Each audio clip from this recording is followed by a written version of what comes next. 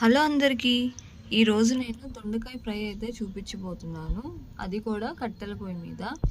నేను already previous వీడియోలో చాలా టైమ్స్ పెట్టాను. సో ఇప్పుడు మళ్ళీ దొండకాయ చేస్తున్నాను కాబట్టి మళ్ళీ ఈ వీడియో అయితే అప్లోడ్ చేస్తున్నాను.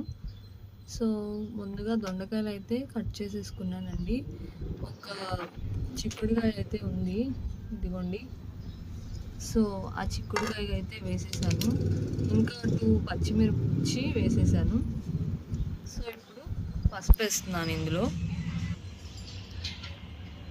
కూరకి సరిపడా పసుపు అన్నమాట. అలానే 2 స్పూన్స్ ఆఫ్ ఆయిల్.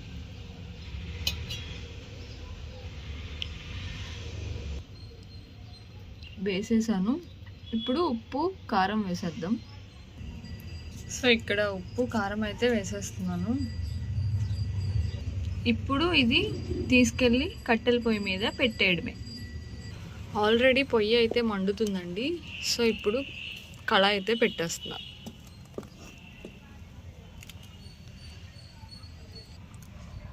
సో దీన్ని ఒకేసారి కలిపి పెట్టేసుకొని చేసుకునే కర్రీ అన్నీ కూడా అంటారు.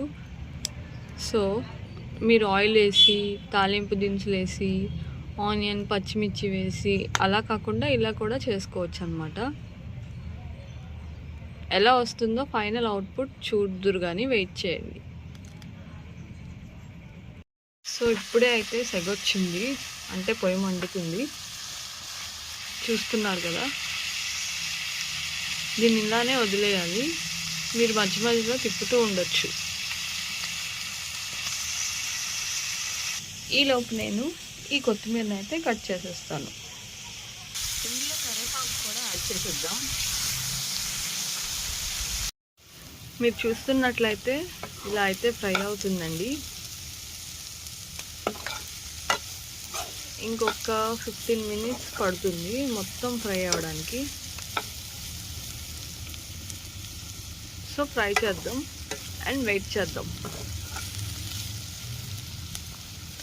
చూస్తున్నారు కదా ఎలా ఫ్రై అయిపోయిందో. ఇప్పుడు ఫైనల్గా కొత్తిమీర యాడ్ చేసేస్తున్నాను.